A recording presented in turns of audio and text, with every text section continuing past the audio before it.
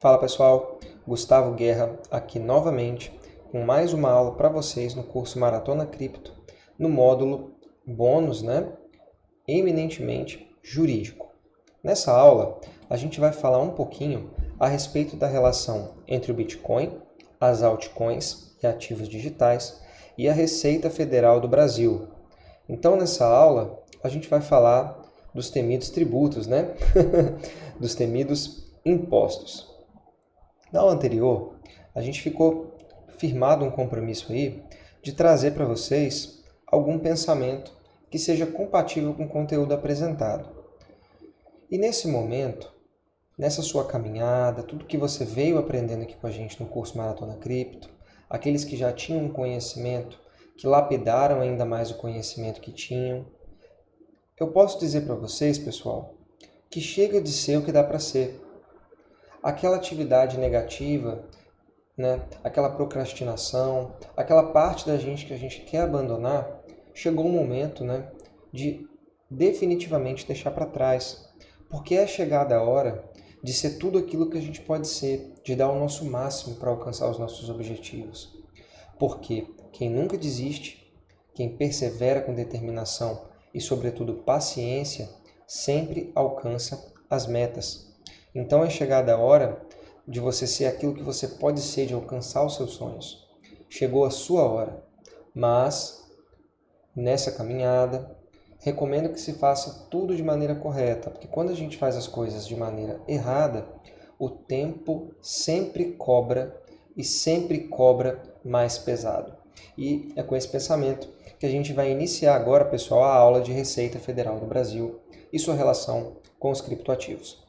Pessoal, na última aula, a gente falou um pouquinho aí acerca da Instrução Normativa número 1888 da Receita Federal do Brasil, que vem trazer acerca do Bitcoin e dos ativos digitais, ela pauta ali as obrigações de declaração. Então, de suma importância nessa instrução normativa, que a gente faça aí a recapitulação do que é o criptoativo para a Receita Federal, Resumindo, em suma, o criptoativo ele pode ser encarado como uma forma de investimento, instrumento de transferência de valores ou para acesso de serviços e produtos, que a gente pode incluir aí na categoria, e que não constitui moeda de curso legal. Ressalto, pessoal, que a Receita Federal não tem poderes para reconhecer o Bitcoin como uma moeda, e nem o faria, porque do jeito que foi redigido aqui a instrução normativa, ela pode arrecadar tributos das movimentações financeiras e transferências de valores envolvendo bitcoins. Então é bem interessante que o Bitcoin não seja moeda para a questão tributária, pessoal? E já fica claro aí, e vai ficar logo mais porquê disso tudo. Seguindo, no artigo 6º da instrução normativa, a Receita Federal coloca ali a obrigação de prestação de informações. Artigo 6º. Fica obrigada a prestação de informações às exchanges de criptoativos domiciliadas no Brasil, pessoal. Então, por exemplo, você fazendo uma movimentação financeira envolvendo criptoativos no mercado Bitcoin, que é uma casa de câmbio, uma exchange brasileira, ela automaticamente, sozinha e sem te consultar, ela vai informar a Receita Federal das movimentações vinculadas ao seu CPF que ocorreram ali, dentro daquele mês. Então, pessoal, não tem para onde correr. A gente é obrigado a prestar essas declarações à Receita Federal, até mesmo porque elas só serão confirmatórias, porque a Receita Federal já tem essas informações quando elas advêm de casas de câmbio. Mas você poderia me perguntar, Gustavo, tá, ela tem minha informação, mas eu não queria declarar não. Eu não queria não. O que acontece comigo? Pessoal, para responder essa dúvida, eu vou trazer para vocês uma lei de 1965, tá? Lembrando que a gente sempre tem que buscar no Planalto as leis, que é a fonte oficial, que é a lei que define o crime de sonegação fiscal, pessoal. A lei número 4.729 de 1965. Artigo 1º. constitui crime de sonegação fiscal. Inserir elementos inexatos. Omitir, que é o caso de não declarar. Rendimentos ou operações de qualquer natureza, em documentos mesmo que eletrônicos, ou livros exigidos pelas leis fiscais. Então, pessoal, não declaração é considerada crime. E a gente nem está falando ainda dos pagamentos de impostos, a gente está falando da declaração, né? De prestar as informações à Receita Federal. E por esse crime, a pena ela é de detenção de 6 meses a 2 anos. E os impostos, eles podem ser convertidos em multas em valor de 2 a 5 vezes o valor do tributo. Então, além do problema criminal, né, esse imposto pela não declaração, pelo não recolhimento, ele pode sair bem mais caro, né? Então, eu não recomendo aí que você não preste as suas declarações. É de suma importância que essas obrigações sejam respeitadas. Mas, Gustavo, e com relação às exchanges que não estão no Brasil? Por exemplo, a Poloniex, a Equeoption, né, que tem ali atividades envolvendo criptoativos, mas não são sediadas no Brasil. Pessoal, a Receita Federal, nesse ponto, ela atribuiu a responsabilidade de prestar informações a gente, né, as pessoas físicas, ou jurídicas, que são as empresas. Tá? E nessa questão tributária, né, de recolhimento de impostos, a gente pode colocar ali que as pessoas jurídicas não são necessariamente grandes empresas com grandes funcionários. Às vezes ali um trader, né, pode ser você hoje ou amanhã, já tem ali grandes ganhos mensalmente e já se torna vantajoso que você tenha uma empresa, né, uma pessoa jurídica, um CNPJ, para reduzir a carga, para suavizar a questão dos impostos. Isso quem vai fazer para vocês, pessoal, é um assessor contábil, ali um contador de confiança, né, que eu já recomendo que seja buscado, né, para efetuar as suas declarações. Mas, caso você tenha o conhecimento, né, a gente vai tratar um pouco mais nessa aula a respeito disso tudo. Então, pessoal, nas exchanges domiciliadas no exterior, nós somos obrigados a declarar, né, essas transações envolvendo criptoativos, e inclusive no P2P, né, que são as operações que não forem realizadas nas exchanges. Vocês já estudaram aí o que é o P2P, né, pessoal? Mas, Gustavo, eu sempre tenho que declarar? Gente, a mesma instrução normativa que determinou a obrigatoriedade da prestação de informações também criou aqui, ó, no parágrafo 1º, a dispensa, né? Mas exclusivamente no caso das pessoas físicas e jurídicas que não são exchanges, tá? Que dispensa é essa? As informações deverão ser prestadas sempre que o valor mensal das operações, isolado ou conjuntamente, ultrapassar R$30 mil. Então, se você, dentro daquele mês, não movimentou mais do que R$30 mil em criptoativos, você não é obrigado a declarar, tá? Então, existe essa dispensa, tá, pessoal? Não são todas as movimentações e não são todos os meses que a gente vai ter que declarar. E a gente não está falando ainda, tá, de pagamentos de impostos, e vocês vão entender a diferença. Não são R$30 mil de ganhos, não são R$30 mil de perdas, são R$30 mil de movimentações, porque você, vamos supor que você converta seus bitcoins em uma altcoin e você ali não tenha, né, claro que esse é um cenário fictício, mas que você não tenha uma alteração de patrimônio, né? Mas você fez ali, né, operações que envolvem R$30 mil. Então, esse valor, pessoal, é vinculado às operações e não a alterações patrimoniais. Não se tratam de ganhos, perdas, tá ok? Qualquer dúvida com relação a isso, chama a gente na plataforma, que a gente também pode te auxiliar a entender melhor.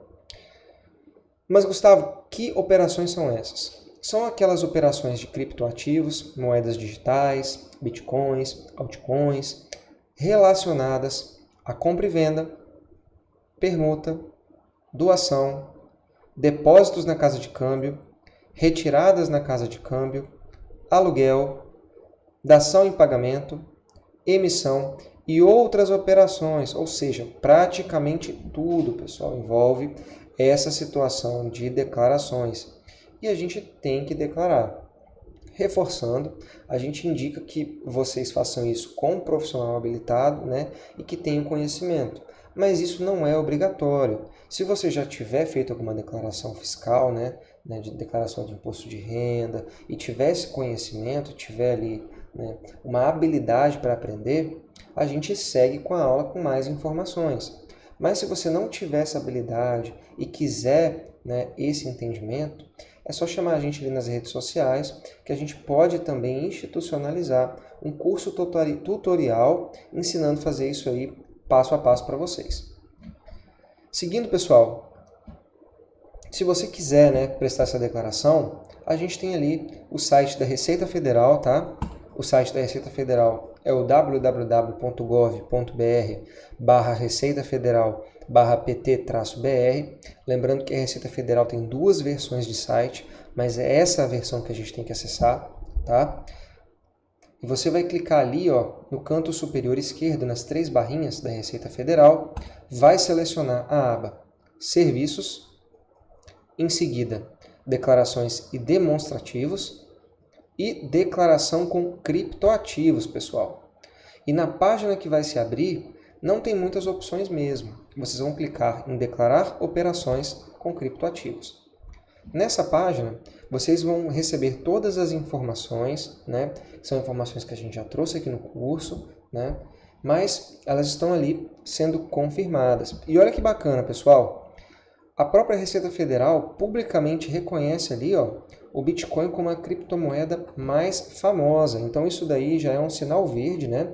Traz para a gente uma segurança de que nós podemos transacionar os nossos Bitcoins porque eles têm valor reconhecido pelo governo federal através da instituição Receita Federal do Brasil.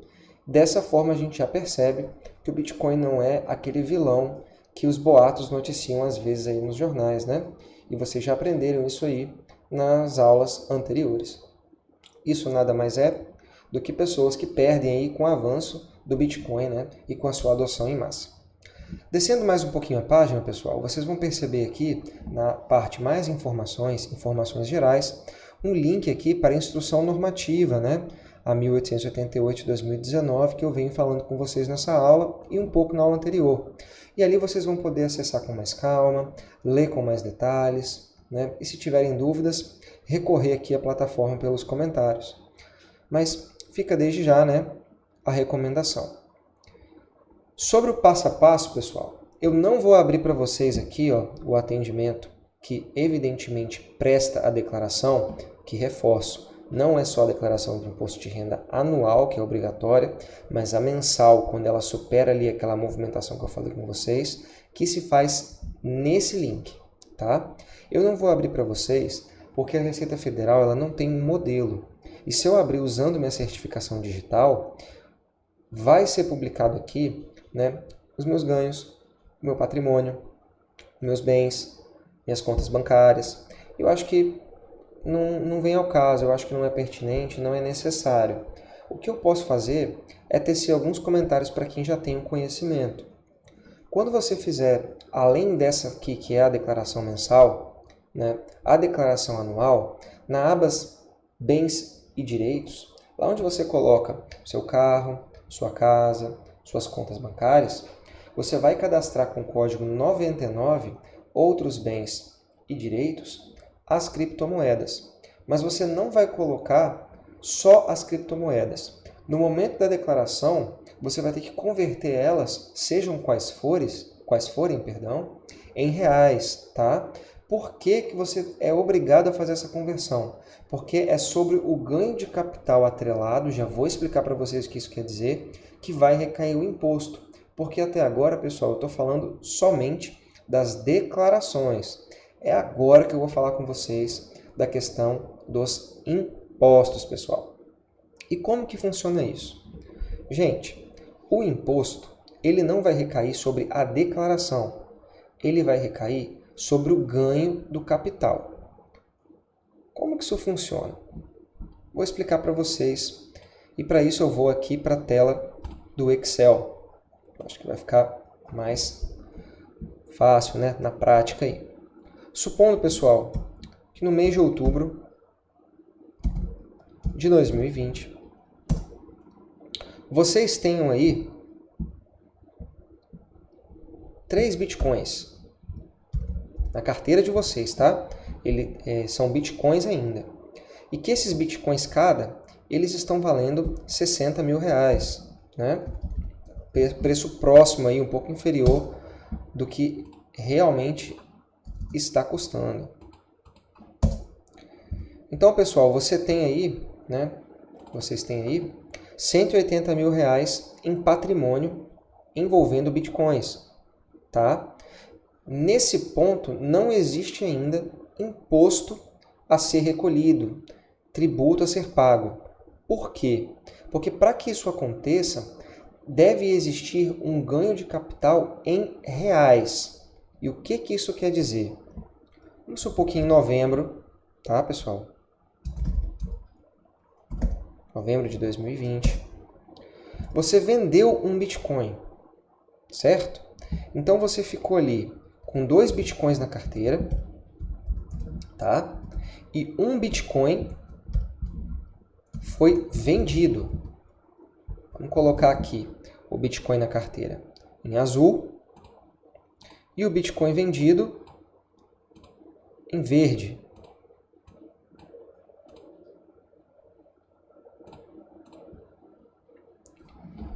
Pessoal, o que vai acontecer? Vamos supor que após essa venda, o Bitcoin ele sofreu uma valorização de 60 para 70 mil reais. O que isso quer dizer? Quer dizer que na carteira você vai ter ali 140 mil reais em bitcoins, não é em dinheiro, tá, pessoal? Vou até pintar aqui para ficar mais claro. Mas com a venda, você tenha então arrecadado 70 mil reais, né? Porque você vendeu um Bitcoin. Você tem 2 ali no hold na sua carteira e um foi vendido. Ok. Então, no final de novembro, você vai ter na sua carteira e vendido um acúmulo patrimonial aí de 210 mil reais. Agora que vem a grande dúvida. A gente está falando de ganho de capital, não é, pessoal? Qual foi o ganho de capital aqui? Se você tinha 180 mil e agora tem 210, o ganho de capital não foi de 30? Em partes foi, mas o tributo ele não vai ser recolhido sobre 30. Por que ele não vai ser recolhido sobre 30? Porque você vendeu um Bitcoin. E esse um Bitcoin teve um ganho de 10 mil reais. Nesse momento, né, nesse momento de venda, é que vai ser tributado. Então, desses 70 mil, 10 mil reais foi o ganho de capital. Vou até pintar de outra cor aqui para ficar mais fácil. 10 mil reais foi o ganho de capital. Você está com 70 em dinheiro. Você está com 140 em moedas digitais, né, bitcoins.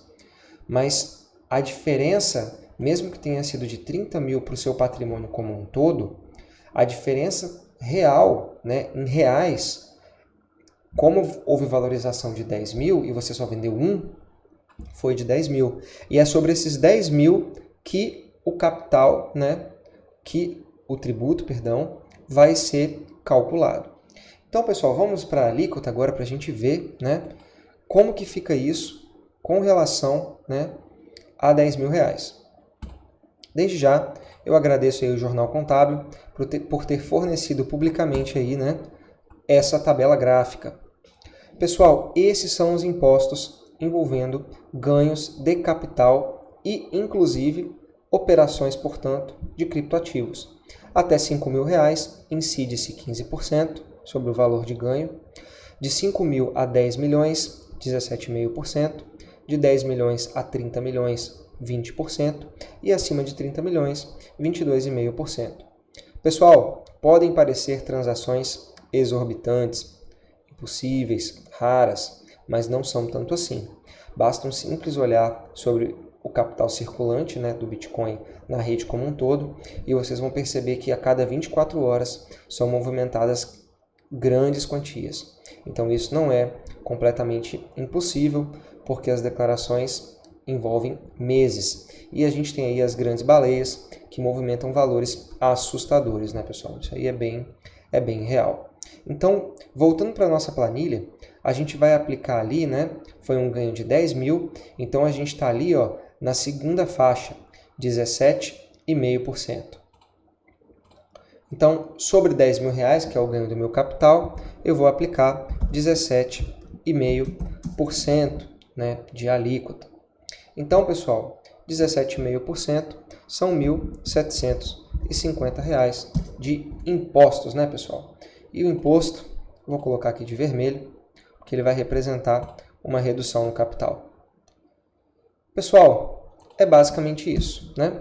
Você teria aqui um lucro líquido de R$ 8.250 em moeda nacional, tá, pessoal? Se você olhar pelo patrimônio e o crescimento como um todo, foi muito maior, mas aqui a gente está falando da conversão, né, e do imposto atribuído. Pessoal, é basicamente isso, né? A gente vai ficando por aqui. Na próxima aula a gente fala a respeito do Bitcoin e a sua relação com o Banco Central do Brasil. E qualquer dúvida, estamos à disposição.